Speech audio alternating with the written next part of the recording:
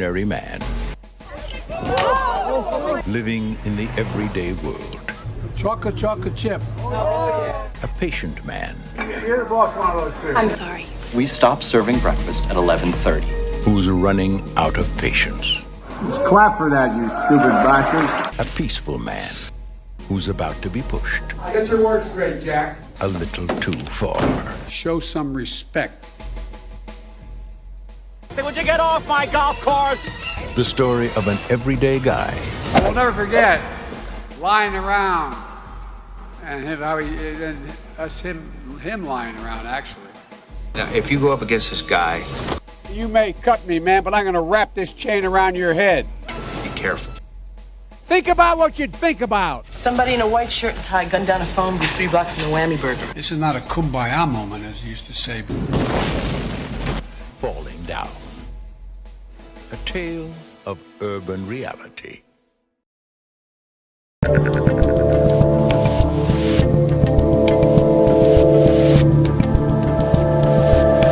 All right, people, I'm Dave Rubin. This is the Rubin Report. It's June 13th, 2024. We're live streaming on Rumble, YouTube, and Locals. Share, subscribe, tap the notification bell. And I want to give a shout out and some credit to my man Connor right there. He put that little ditty together for you yesterday. I somehow on YouTube, I came across the trailer for the movie Falling Down with Michael Douglas. It is a great, great movie. Probably came out around 92, 93. Can I get a year on that? Maybe as late as 95-ish. It's a great movie about just this, like, 93, man, do I know what I'm doing or what? It's a great movie about a guy just like trying to like live a normal life. He's got some issues, but like trying to live a decent life in a world that has gone crazy. It's got a lot of parallels to what's going on today. You definitely should check it out. But that was just fantastic. I should apologize. We also started the show about a minute late. We were all just sitting here talking about like what we're doing over the weekend and what we've been eating and what restaurants we're going to. And then Connor looked at us. He's like, "So are we doing a show today?" So anyway, here we are. It is Thursdays, which means that our new Rubin Report newsletter is out. It's absolutely free, and you get some insider info, rubinreport.locals.com. And of course, that's where our post-game show is about 30 seconds after the show. And then today's theme is a little bit of a catch-up on something that I didn't get to touch last week because we were in New York. I did cover it a bit when I was with Megyn Kelly, but it's some of the craziness that is now going on around the WNBA. And it's interesting that anyone would be talking about the WNBA because people generally don't. Men usually are better than women at basketball, and that's great that girls love basketball now, and that's great that there is a league and all of that stuff, but at the highest elite level, you're usually watching men.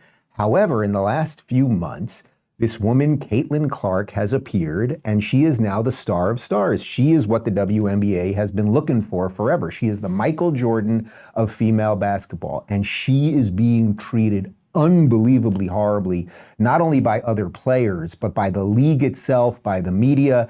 And we're going to connect this to really the rest of the crazy wokeness, the sort of end of feminism, where they will take out the women who are really succeeding. We're going to connect this because there's a racial element to it, because she's white. There's a sexuality element to it, because she's not a lesbian. She's straight, as far as we know. That's what I'm told. And it's just really wild. And we'll connect that to some of the other political things happening in the day. And then we've got a Rubin Report community Q&A coming up for you. But before we do all that, let me talk to you guys about TWC Base Spike Detox Trio. Guys, AstraZeneca recently admitted in court that its COVID-19 vaccine could result in life-threatening blood clots. The admission by AstraZeneca is the first of its kind and won't be the last after the damage we've seen these vaccines cause. The question is, if you got the vaccine, what can you do about it?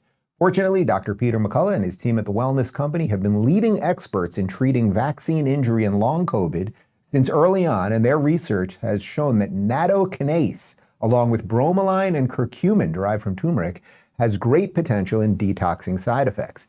Dr. McCullough's published Base Spike Detox Protocol combines powerful nattokinase, bromelain, and curcumin with incredible results in patient population.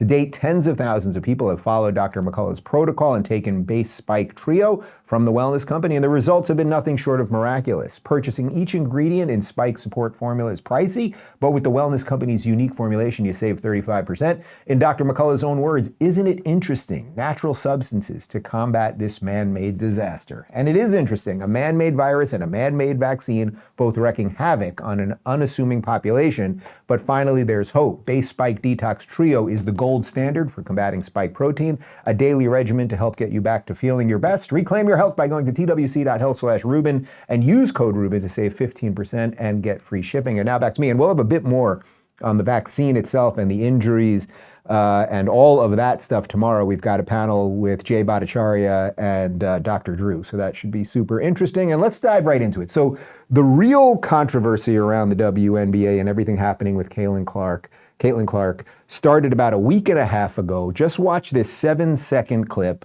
You will see Caitlin. She's just trying to get an inbound pass, and watch what happens to her.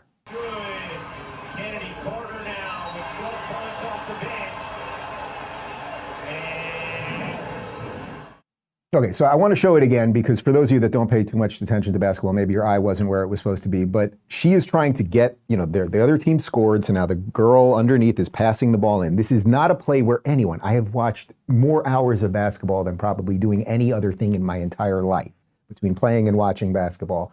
I have never seen anyone ever, someone try to find me the clip of the NBA where just out of nowhere on an inbound pass where the ball isn't even in, someone just levels a player who's just trying to get the ball. There is nothing legit about this play. It is pure cheap shot nonsense. So again, it's sort of in that corner area there.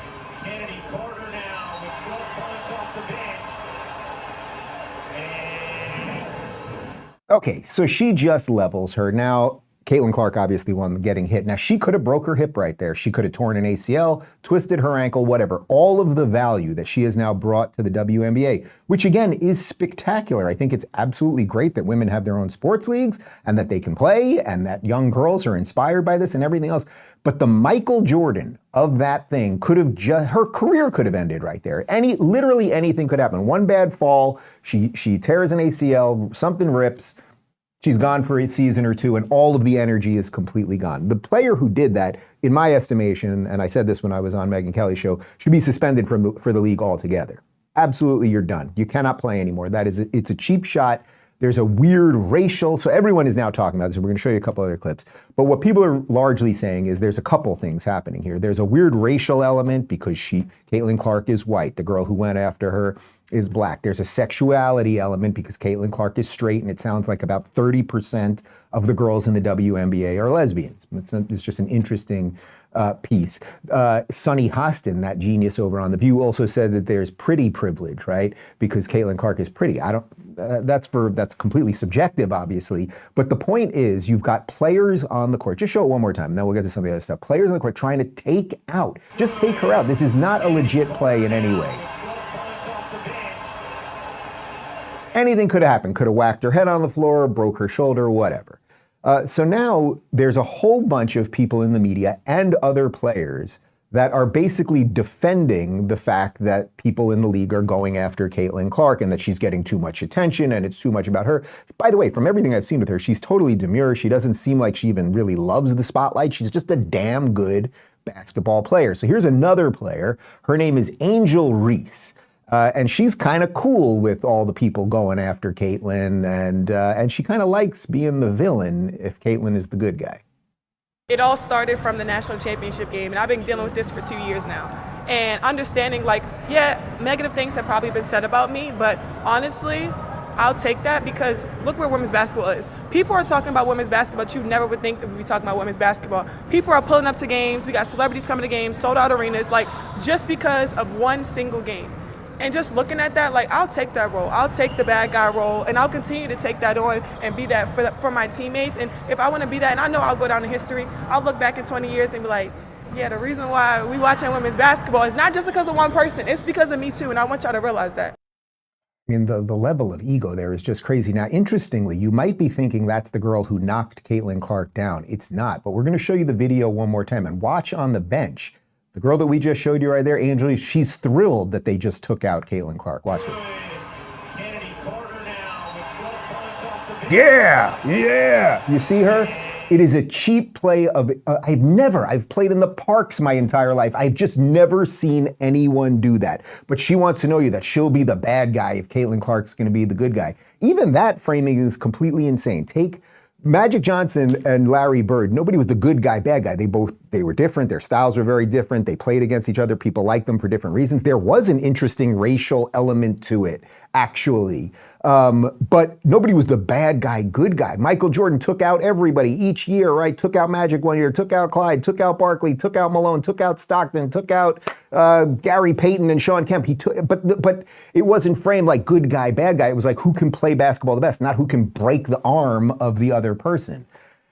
Anyway, now it turns out that as the league turns against this person that they should be protecting, USA women's basketball has left Caitlin Clark, the single best female basketball player in the world. They have left her off the Olympic team. They have a piece of gold, they have a gem, they have a diamond, and they are trying to bury it. Here is Bubba the Love Sponge talking about that. I'm so over the fact that the WNBA and other women are so jealous of Caitlin Clark. They've announced that Caitlin Clark's not going to be on the Olympic team for this next summer in Paris. Caitlin, what was your reaction when you saw the USA team yesterday, the roster come out? Yeah, I think I'm excited for the girls that are on the team. I know it's the most competitive team in the world, and I know it could have gone either. I mean, this girl, she's got a good Tom Bean. She's got a good handler. This girl's got a really good handler. She keeps her head on straight. Way of me being on the team, me not being on the team, so. I would have been, let me tell you something. I should have been on that team.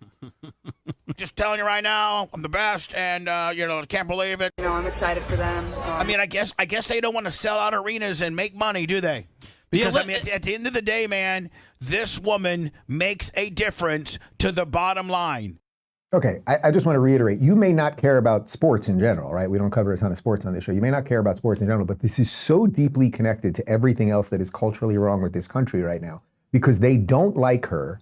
The league seems to not like her and is willing to take her out, not only physically take her out on the court, but then take her out of the Olympics because she is white and straight, and I guess she's pretty and whatever else. And she could, I mean, you see that. She's so freaking classy, it's ridiculous. She could be up there going, I don't know what the hell these people are doing over at the Olympics, but I am the best player and this is complete farce and everything else. And by the way, she would have a ton of support for saying that.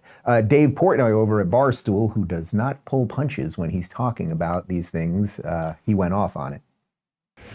All right, I'm at Saratoga Belmont Day, looking spectacular per usual, shoes, bang. But this is about Caitlin Clark being left off the Olympic team. How dumb are these women? How dumb? I don't know who's making the decision, Women's Olympic Committee, whatever it is. I don't care if you don't think Caitlin Clark, talent-wise, belongs on this team, even though she does put up 37 of 13, like the most points in the history of the league for a rookie. None of it matters. These women, and I love women. I'm a pro-woman guy, women guy. They complain and they cry about equal rights, equal wages, blah, blah, blah, blah. Hey, dummies. For the first time, like in the history of basketball, you have arguably a player who is the most popular player in the world. Like you could argue right now, Caitlin Clark is the most talked about, discussed, most popular, most puts asses in the seats, single basketball player in the world. You could argue that. Yeah, you could say maybe LeBron, Luka, whatever you want, but you can argue it. And you leave her off the Olympics team, it's not only a showcase for her, it's for the sport and the other WNBA players who are on this team. How dumb, how brain dead, how idiotic do the people running this thing have to be? It was one thing after another with her. How, at the business part of my brain is like, these people, and maybe it's a guy who did, whoever it is, I don't ever want to hear you complain about flying commercial or not getting salaries or this, that. You're too dumb. You're too dumb. You have a cash cow. This can bring the Olympic basketball, women's basketball will be like the number one thing people watch with Caitlin Clark. As it is, I'd rather watch grass grow. I'd rather watch paint dry. I'd rather watch dirt just be moved around. because Caitlin Clark's not on the team. If she's there, it's appointment TV. You people, whoever did this, honestly, hey, take your brain, put it in a museum, and study it for how dumb you are. Okay, I'm not sure I can add much to that. He's making every point. The key one, of course, putting aside all the social justice stuff, is just the money stuff alone. That for years everyone's been claiming they don't get paid enough, and the reason they didn't get paid enough is people were not going to the games, right? They'd be in big arenas that would seat 15, 20,000 people, and you'd look and there'd be 850 people there. It would be really depressing. Suddenly they are literally selling out arenas because of this girl, and they are turning against her. By the way, the racial element also is interesting. The league, we just checked, the league is about 63% black and 19% white. But the racial element's interesting because imagine if there was a league that was mostly white women, and then this black woman showed up and she was crushing, scoring 37 points a game, 13 assists, just absolutely crushing it. She shoots like Steph Curry. She's awesome, right? And then imagine if a random white woman just plowed into that black girl on an inbounds play like we just showed you. It would be the lead story on CNN, right? There would be cities burning down. Pep Boys would be taken out. And yet instead you have the media and the WNBA and apparently the Olympics all running cover for this nonsense. Another one, and this one's just sad to me because I usually like the guy Shaquille O'Neal, who was a once-in-a-generation player himself, who I don't think I ever saw just got mauled when he didn't have the ball like that. They used to occasionally grab him and foul him. It was called Hack a Shaq, so that they could get him to the free throw line. Here he is, again, running cover, that it's not just about Caitlin anymore. It's all these other people who you're not going to have heard of any of them. Don't say, oh, we're getting new sponsorship because of Caitlin. No, what about Angel? What about Cardoza? What about my favorite, Kelsey Plum?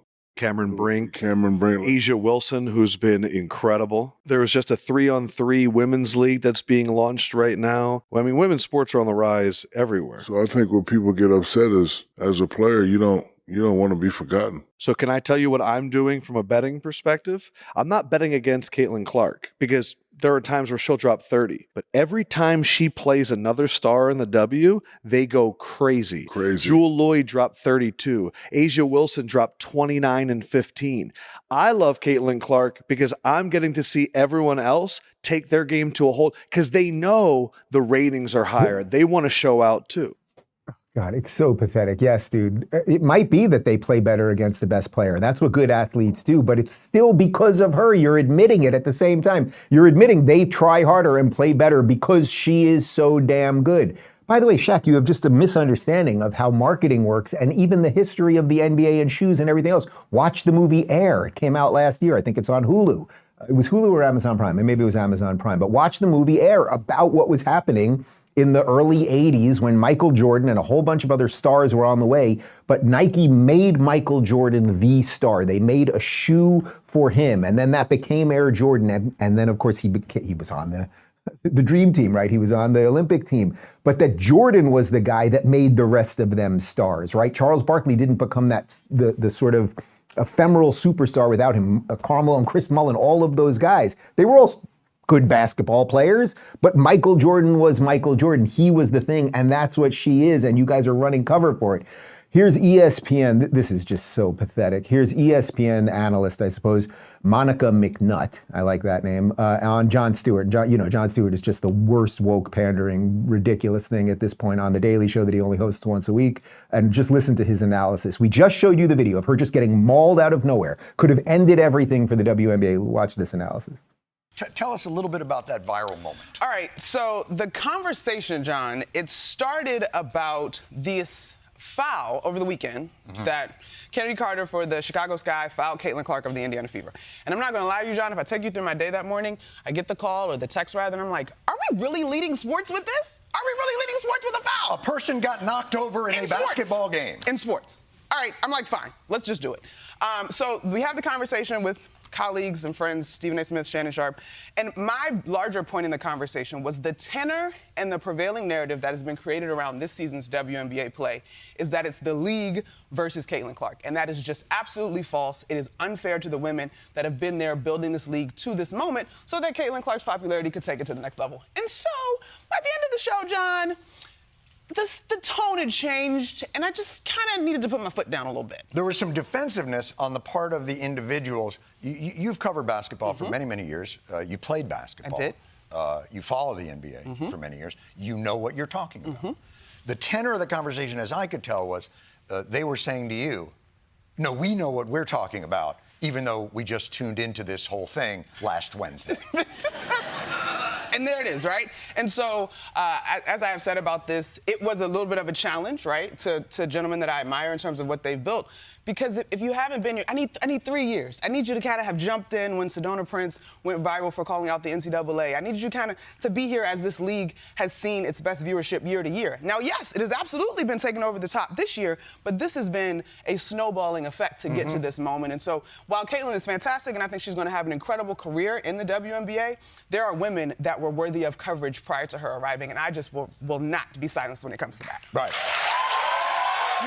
God, that is such a sack of virtue signaling, woe is me shit. Yet no one's denying there were good players over the year. There was a woman back in around 1995. Maybe we could grab a 10-second clip of her. Her name was Cynthia Cooper. I watched a couple games. She was on the Houston Comets. She was pretty damn good, right? Like, no one's denying that. But now there's something magical happening, and you're all throwing her under the bus. And Jon Stewart, I don't know how he became just so absolutely awful. But like, it was a foul during a game. Again, I've never seen a foul like that before. You could go back to the bad boy Pistons of the late 80s, early 90s. They were the dirtiest team in the history of basketball. I never saw Bill Laimbeer crush somebody before the ball was even in play. They used to hurt people when the ball was in play.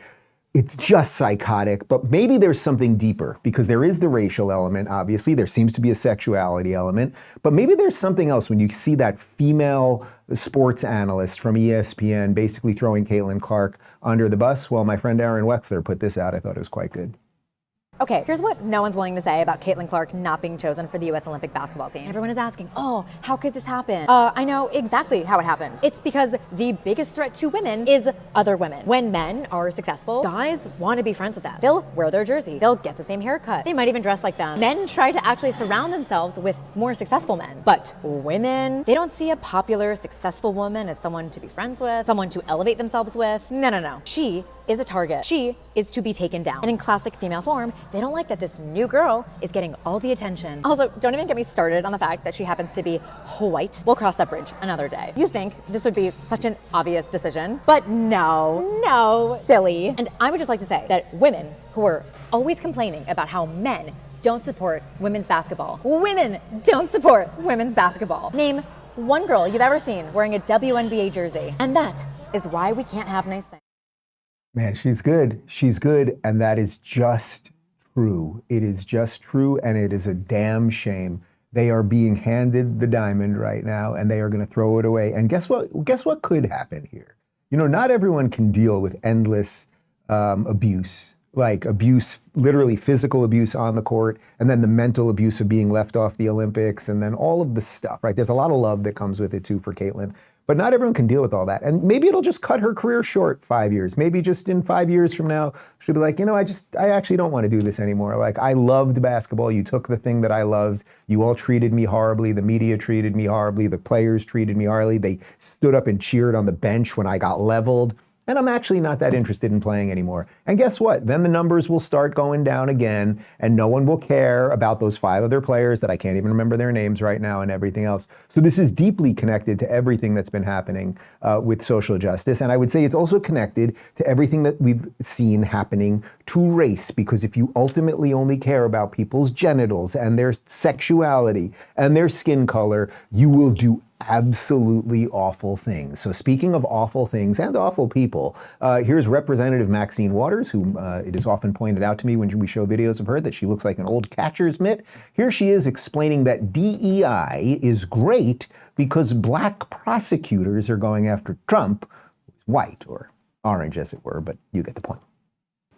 It's so important for us to fight for education, because when we do that, we can aspire to careers that will help change what goes on in this country and have a real democracy. I want to give you an example of it. Right now, as Trump is on trial, you have Letitia James in New York. Mm-hmm. You have Fannie Willis in Georgia, and you have Tanya Chunkin, who is a judge, who all have a role to play now, prosecutors and judges. And if we're ever to change the criminal justice system and get some justice, we've got to be in there. We've got to be educated. And that's why we're not going to give up, because now we see what it means. Let me just tell you a little something that I tweeted, and that's this. When they go low, black women are going to law school. When they go low, black men are becoming judges. When they go low, we're not giving up. We're going to continue. $29,000. All right. She's racist, and everything that this country does not need right now, that's all she is. Guys, it's not good in and of itself that so many of the people that went after Trump right now, the lawyers and the judges and the blah, blah, blah, are black. Like, what was true? What was right? What was just? What was applicable to the law?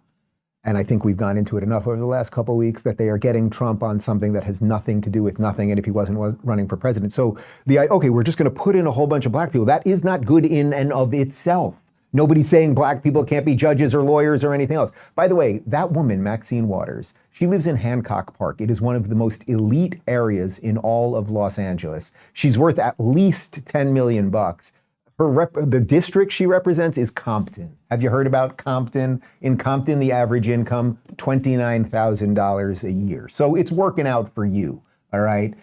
This one, I was very conflicted about playing this one because The Office, we're gonna show you a clip from Oscar from The Office, Oscar Nunez.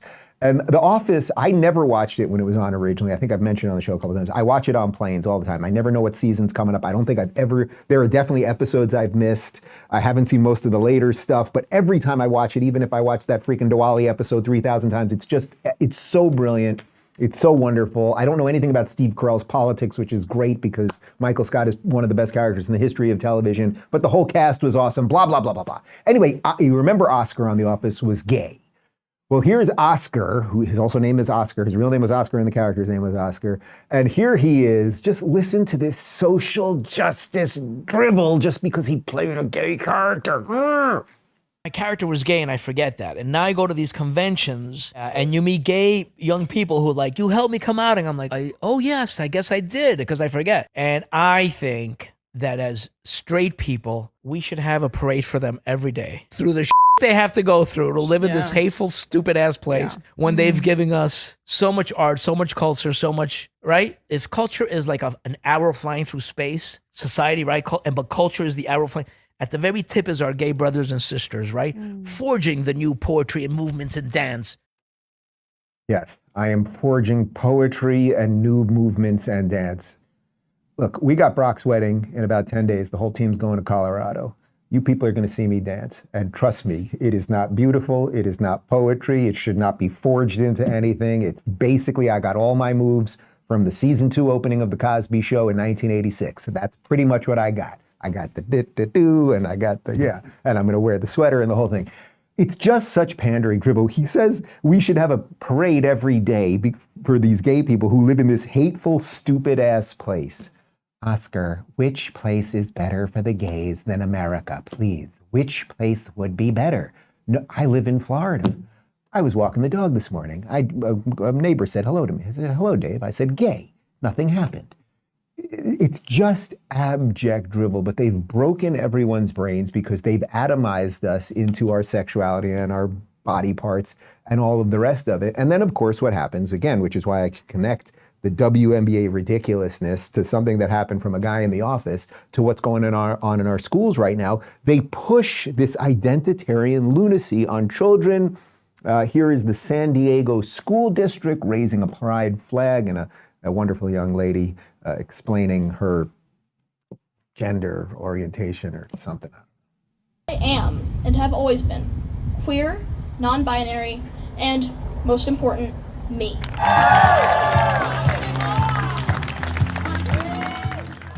For the past several years, students in the LGBTQ+ community and their supporters have raised the pride flag over the San Diego Unified Headquarters just before the start of Pride Month. They are supported by leaders, starting with the superintendent. They want to be seen and they want to be heard the way they want to be seen and heard, not the way that others see them. Dr. Lamont Jackson has now been superintendent for 2 years. These people are all so effing pathetic. Nobody, first off, the idea that sixth graders are talking about gender and sexuality and everything else and talking about it with the teachers and the administrators and all of, all the horrible stuff that's going on at these schools. But that it's framed as just something so great. Nobody cares. That girl, I think that was a girl, right? She might grow up to be a lesbian. I don't know. Maybe she'll grow up and she'll chop her body parts off or whatever. But what does it have to do with being a kid now? And they're pushing it. These are public schools pushing it on all these other kids. Connor made the point, I didn't even see it, but on the school itself, as they were raising that flag, there was a BLM flag. Still years later, after we now know that BLM was the greatest grift in the history of the world, and it's actually now been morphed into a Hamas terror-supporting organization all over the country. But they have just done this everywhere. And now let's go over to the televised mental institution known as MSNBC. You're going to get a chuckle out of this one because they did a segment talking about how difficult it is for women to date these days. They might have thought it's difficult for women to date because they have women who think that they're men and men who think that they're women, and they've destroyed masculinity, and nobody has a job, and everyone's watching porn and playing video games. They could have done something interesting related to that. However, that is not the route that they chose. Politics, though, did come up in a few conversations. A few of the women we spoke to felt that they were really turned off by a few dates where the men, in one instance, somebody denigrated the Black Lives Matter movement, and the woman pushed back on that, and the man didn't receive it well, and that made her swear off going on dates with men for about 8 months. Did you catch that? On a cable news network, they did a segment about one girl who met one guy who wasn't thrilled with BLM, and then that one girl didn't go on dates for several months. They have so broken people's brains. It is absolutely extraordinary. And then what happens when you break people's brains? Picture the human brain, and now it's broken on a table, and you're trying to figure out what's going on in the world, but your brain is broken, and it's in a pile of goo, and you go, what am I doing? What am I doing? Well, then what happens is they come in and they fill what once was your brain in your head with a bunch of fear. That is what they're really, really good at. Let's continue with MSNBC. They've got a guy named Donny Deutsch, and here he is talking about him, man he's very afraid of. You're not going to believe who it is. Trump is, we all know how scary and dangerous he is. You have to convey that. You got to scare people. That if they're on the fence, we're talking about 700,000 voters out of 330 million that are true voters that are in play. This is going to be a gut decision. To your point, they've had 8 years of facts on both sides, and you want to get them in that booth where it's just, I may not love Biden, but I can't go there. I'm worried about my grandchildren. And you just, like I said, Barry Goldwater Day.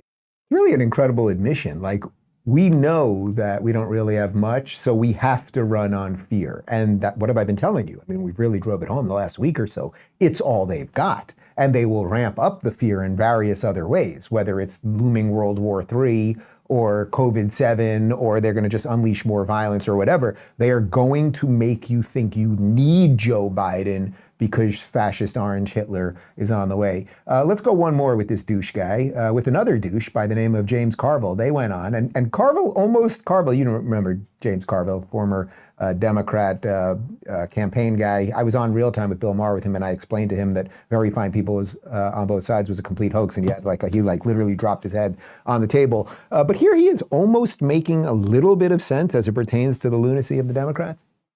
Why has he not done an executive order on the border? To me, that is kind of such a no-brainer. Because he listened to the left. All right, every time you listen to the left, you're screwed. And they came in and they took this and that, and they wouldn't do the policy at the beginning. Then, of course, as always the case, the Western left is wrong. I'm a liberal. Okay, stop right, full stop. I am not a moderate. I am a liberal, but I'm not a leftist, and there's a difference. And he got behind, and the issue kind of got away from it. I mean, they're trying to rope it back in a little bit. I hope they do.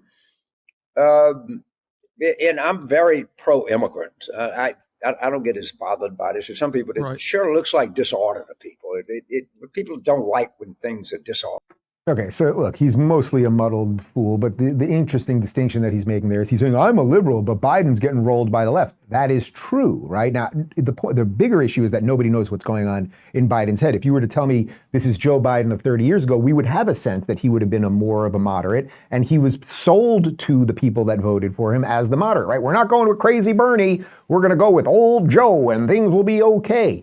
But in essence, what Carville is saying there is kind of right, that everything that Biden is doing is being driven by the radical left. So sorry, Carville, you can't vote for him as a liberal because it's radically illiberal, everything he is doing. We've got a community Q&A coming up in just a second, but Connor is working hard over there. I'm told we have 10 seconds of Cynthia Cooper, a woman who I once watched some WNBA games on Sundays because of. Against Utah, as her best friend and teammate Kim Parad was nearing She the end of her can get to the hoop. She can shoot. Look, left hand, beautiful.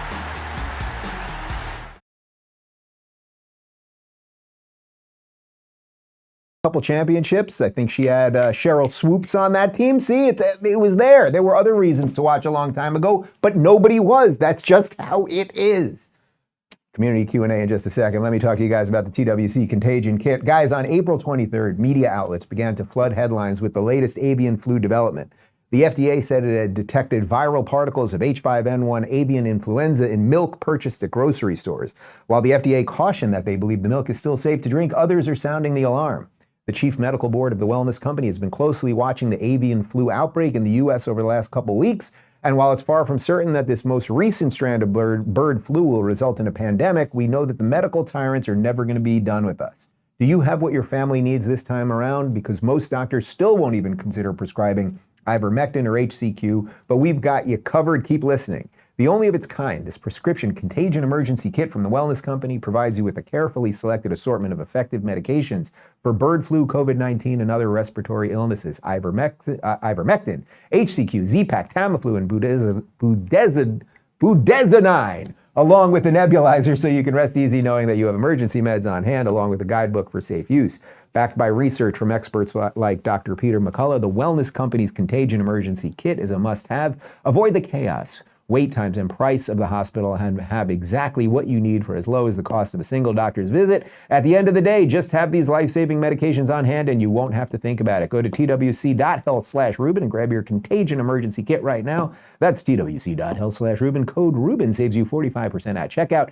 Kits available only in the US of A. And now back to me, RubinReport.locals.com community Q&A. Here we go. Prusky says, hey, Dave. Hope everyone survived the storms. My question is, do you think they, the Dems/leftists, are allowing the prosecution of Hunter Biden because they couldn't figure out any other way to get rid of Joe because they all know he won't relinquish power? So this is a way for the DNC to usher him out the door and get someone like the lizard man, Gavin Newsom, in. First off, thank you for noting the storms. Yes, it rained in Florida yesterday. It was quite extensive. There was a lot of flooding. Our studio, actually, the carpet over there is a little bit wet. We got to work on something at the door over there. But we all survived. People were screaming, oh my God, it's climate change. This is Ron DeSantis' fault. It's all completely ridiculous. You're not going to believe this. We live in the tropics and it's the summer and it's raining in Florida. It's really bananas. By the way, it's a beautiful day out right now in Miami. As per Hunter and Joe and everything else, look, they obviously have a set of plans. There are papers in a file, in a folder somewhere, either in the White House or in the FBI building or CIA, on what do we do if Joe falls down the stairs? What do we do if the Hunter laptop actually directly links some sort of corruption to Joe, which in essence it has already, or the classified documents that it had in the garage or whatever. They are trying to figure out how to get him out, obviously.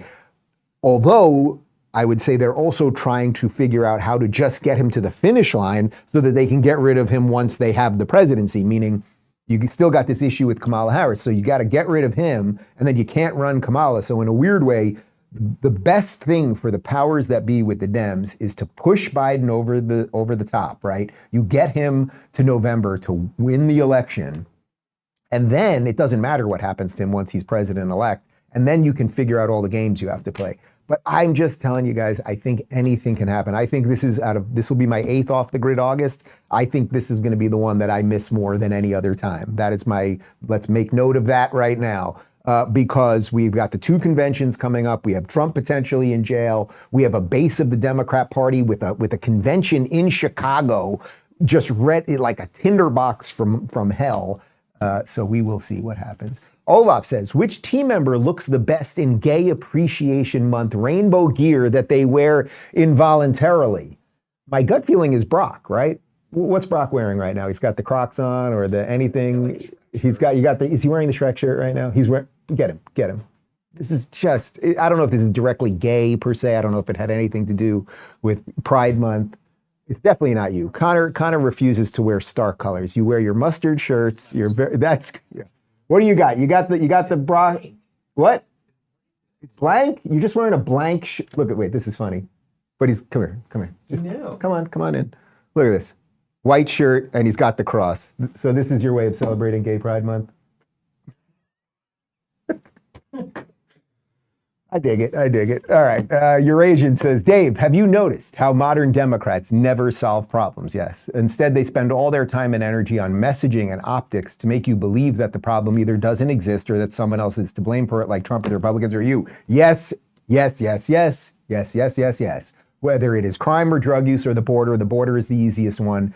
For a year, everybody kept saying in mainstream media and the Democrats and everything else, how many videos did we show you of Mayorkas? There's no problem at the border. Then finally, about 6 months ago, right, it started bubbling up because online shows were showing all of the videos of all these people crossing the border. I actually think the seminal moment in that was when RFK Jr. did that live stream standing at the border, and he's just watching, and it was a wake up for him. He was like, whoa, I didn't realize this was like this.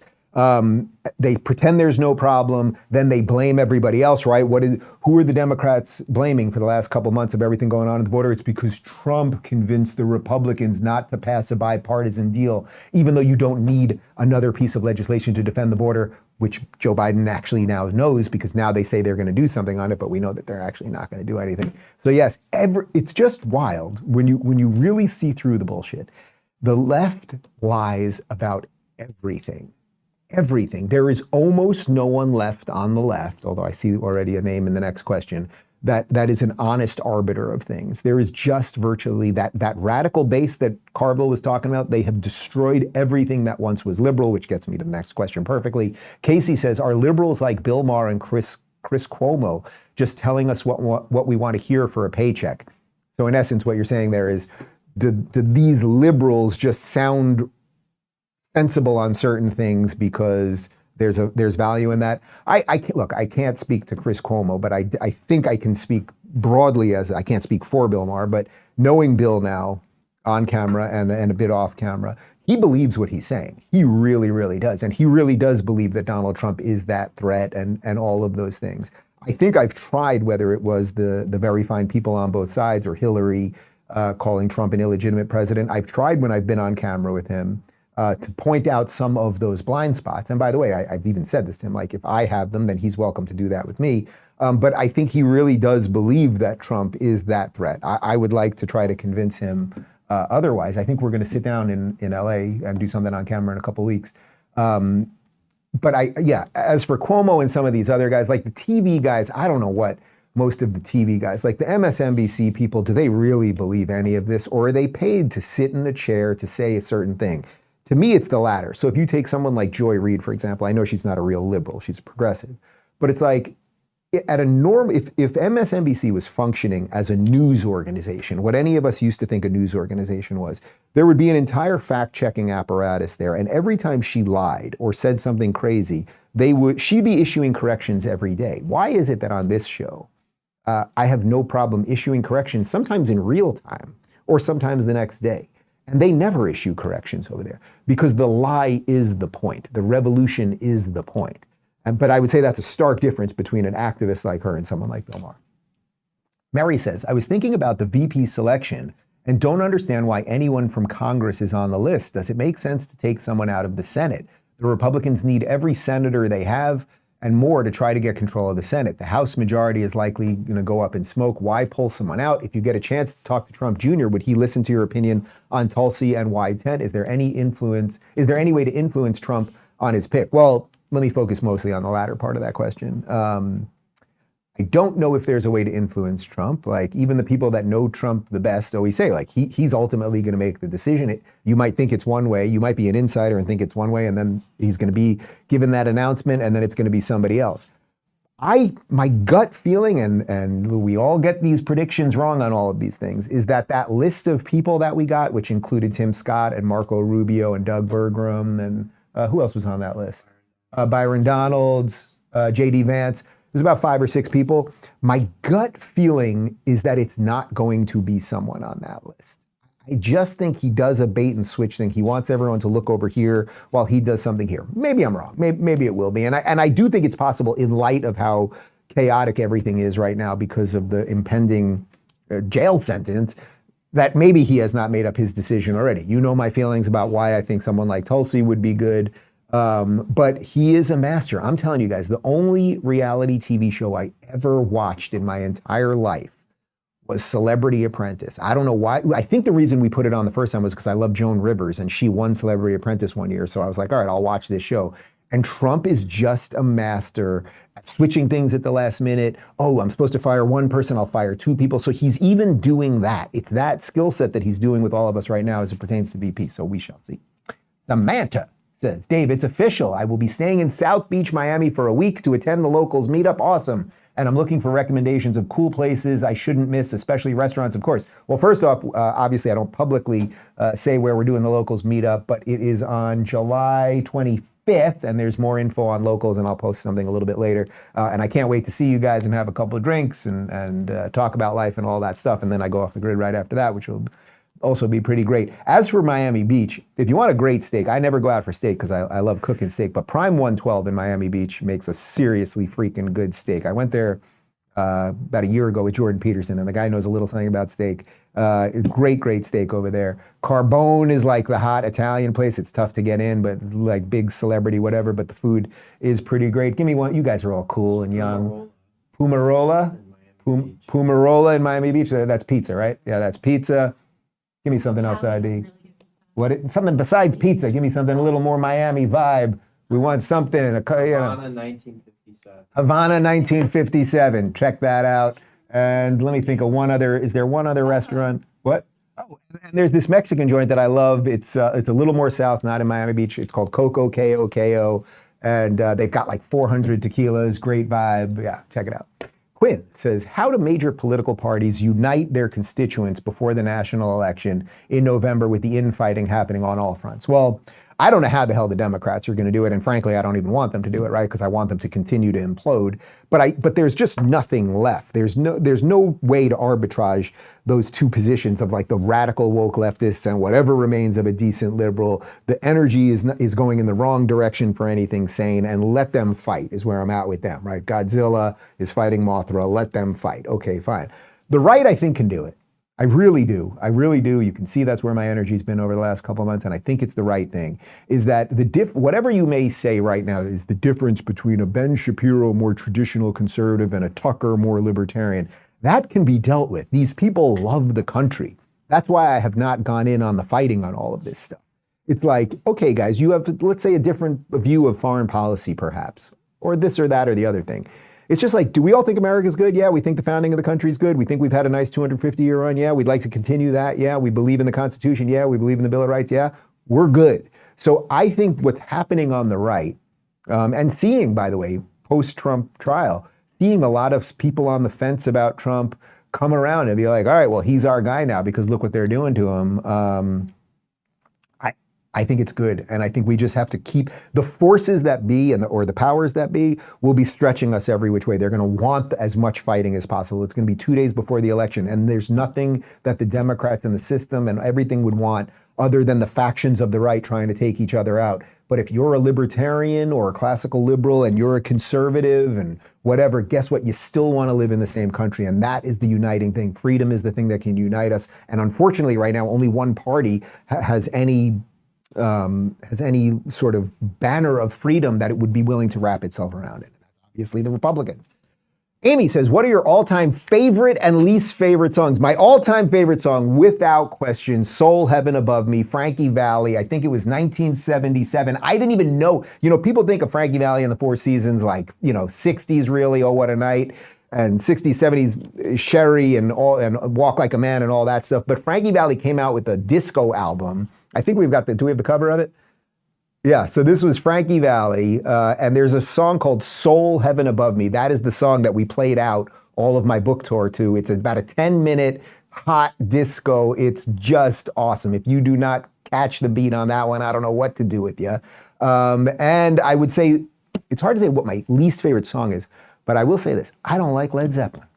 There, I said it. I know that upsets people. I don't like Led Zeppelin. What do we got? Stairway to Heaven? Don't care for it. I don't care for it. It's a little too melancholy for me. It's not my thing. I want to feel good all the time. Nick says, do you believe? That was a Seinfeld. Did you catch that? That was a Kramer line? I want to feel good. Wait, what's the line? He's smoking the cigarette. He's drinking the beer. The guy thinks he's doing coke.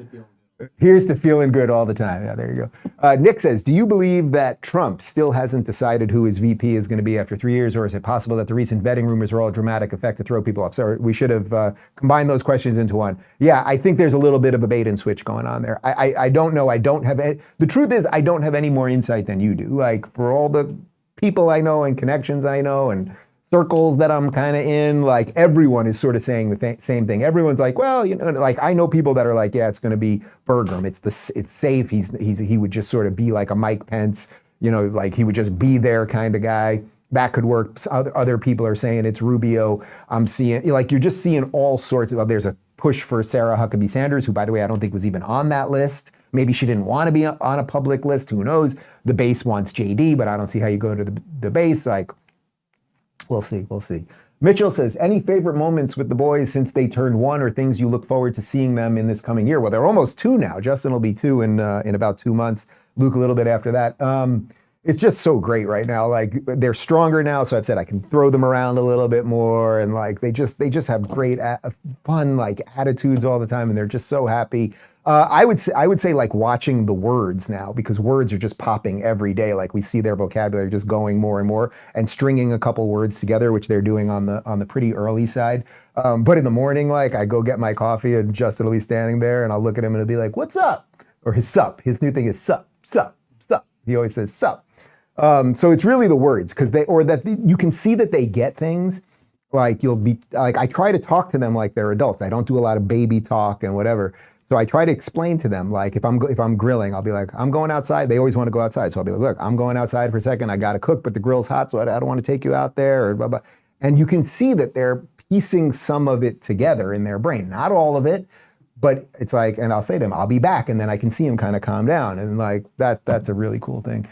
Doc says, I spoke with my brother-in-law, who has been a mechanic and quality inspector at major airlines for more than 40 years. He believes that the problems at Boeing are being blown out of proportion by Chinese intelligence since China has started building airliners. Have you heard this before? I have not. That is quite an interesting theory. I would actually be somewhat relieved if that was the truth. Not that I necessarily want us to have more Chinese airplanes, but it would make us feel better about some of the things we've seen with our airplanes, with doors flying off and wheels that aren't dropping at the right time and the rest of it. So that is super interesting. I'll look into that a little bit. Terry says, what demographic of the country does Trump need to appeal to the most? Right now, it is middle to upper class women, period. I think you might argue, oh no, it's got to be black people, because we see black people moving towards the Republican Party, and he did almost double his support from first time around to second time around, even though he didn't win, with black men particularly. I think that thing's on its way already. That ship is moving in the right direction. The middle class and upper middle class suburban women, who Trump has had a major problem with because of attitude and grabbing by the pussy and watching The View and all of that stuff, post October 7th, realizing that their families are at risk, seeing what's going on at the border, the gender stuff, all of that plays to a motherly instinct. And again, that's why I think there's an argument for Tulsi there. Because this is where you've got to do something soft. What you want to do is take someone, suburban, let's say upper middle class woman, how about a Megyn Kelly, right? Megyn Kelly, who I don't know who she voted for last time, but she said now she is voting for Trump this time. You want the Megyn Kellys of the world, the moderates, the ex-Dems, someone that lived in New York City that now left because of something, to come over the right way. So I think that's really where you want to go. It's the moms. It's the moms. Shelley says, so what's producing the best in your awesome garden? And do you use any tricks like Epsom salts or coffee grounds to help your plants? Yes, I do use coffee grounds because I ground my beans every day. Did we grab any pictures? I think we have a couple pictures of, so, we had this burst of rain last night. So this is this morning. Adi went out there. That is mint. I cannot, we're doing mint tea at night. We just take the leaves and just steep them in hot water. I think there's a Moroccan way of doing it with a little sugar. We don't add the sugar, but we've just got so many, that's spearmint there. And I think there's some lemon balm and some other stuff. What else we got going on in there? Yeah, we've had a great run with these cherry tomatoes, and I've mentioned it before, but tomatoes are tough to grow here because of the humidity. It gets a lot of disease and stuff on the plants, but we are eating a ton of tomatoes. Yeah, they're crawling up everywhere. Is that it? That's it? Yeah. So tomatoes and mint right now. If I could combine them into some sort of dish, it would be perfect. Harry says, is there any show that you haven't done but would love to do? Well, Real Time was the one that I always wanted to do. That really was the one. My dream growing up, especially when I started in radio and I had a show on Sirius XM for a while, way back when. Howard Stern was the one. He's gone so bananas, whack job lefty, that it's not something I think about anymore. And I also think at a certain point in your career, you just kind of, if you're okay with where you're at, which I am, then you just kind of stop wanting things, and then things show up at your door, and it's like, oh, now here it is. That's nice. That's actually kind of how I felt with Real Time last year. The day that it happened, Phoenix got the call. We were on air, and I saw him out of the corner of my eye. I saw him walk out of the room, which he doesn't do while we're on the show. And then the show ends, and Phoenix pulls me aside, and he says, you know who I was on the phone with, and tells me. And for me, it was like, in a weird way. Remember, I was like, I was sort of like, oh, that's a little bit of a headache. I was like, oh, cool. Like, I wanted it forever, and then I let it go, and then it came. So, I think there's something kind of spiritual with that. Like if you just want and want and want, that's not kind of how you get. And if you let some things go, I think they can kind of come around to you. There's probably some version of The Secret as it relates to that. But no, so Howard Stern, no. I don't know if I had a time machine, like to go on the Johnny Carson Tonight Show, that would really be it. But is there anything else? The View. We tried to get me on The View. We have sent a very respectful email to the ladies at The View, not denying any of the things I've said about them, and I would definitely do. I would love to sit with Joy Behar. I used to see her on the Upper West. I always liked her. Like I would, and Whoopi. Like, yeah, I would do it. I would do it. Funny though. I'll do it. Anna? Anna. Yeah. Oh God. All right. Lacey says, I frequently listen to Bill Maher's Club Random podcast just to hear a fairly sane liberal person's point of view. He recently had on Kara Swisher, who I've never listened to before. Wow, she's insufferably arrogant. Both Bill and Kara vehemently agreed on how brilliant the ladies of The View are. Does that change your opinion of how smart Bill is? Oh, well, Kara Swisher, I mean, she's just like one of these like lefty nutbags, everyone's racist, blah, blah, blah. Did they agree? We played a clip from that episode. I forget what it was. We played a clip of it last week. What was it? Oh, it was the clip that we played last week when he said that Biden's going to lose and Trump's going to win. He was talking to Kara Swisher. Was Bill saying how brilliant the ladies of The View are? I mean, okay, all right. Like you're all sort of in a party together and nobody's trying to talk shit about anybody. It's a little of that. But if you watch the episode that we played, 5 or 6 clips of about 2 weeks ago of Bill when he was on The View, it's very clear that he is way smarter than them, and he's trying to show them what they should think as actual liberals, and yet they've just been so overtaken by the radicalism that they don't know what's what. Anywho, I believe, do we have the July 4th merch up? Is it up? It is up. DaveRubin.store. Just today, we've launched some new July 4th merchandise, so you can check that out. We got a post-game show at RubinReport.locals.com in just a moment. And tomorrow's panel show, the Friday Roundtable Extravaganza, will be Dr. Drew and Dr. Jay Bhattacharya. And we leave you with the name game. Goodbye. Is the first thing that comes to mind when you hear the name. All right, ready? Joe Biden. Poop. Jill Biden. Evil. Kamala Harris. Confused. Donald Trump. All right. Robert F. Kennedy Jr. Decent. Barack Obama. Snake. Michelle Obama. Mike. John Kerry. Free. And Rachel Maddow. The first word that came to my head was pencil. Okay. Well, it looks like a pencil. We highlight very different perspectives here. So you got very different take between Dave and Jen Psaki.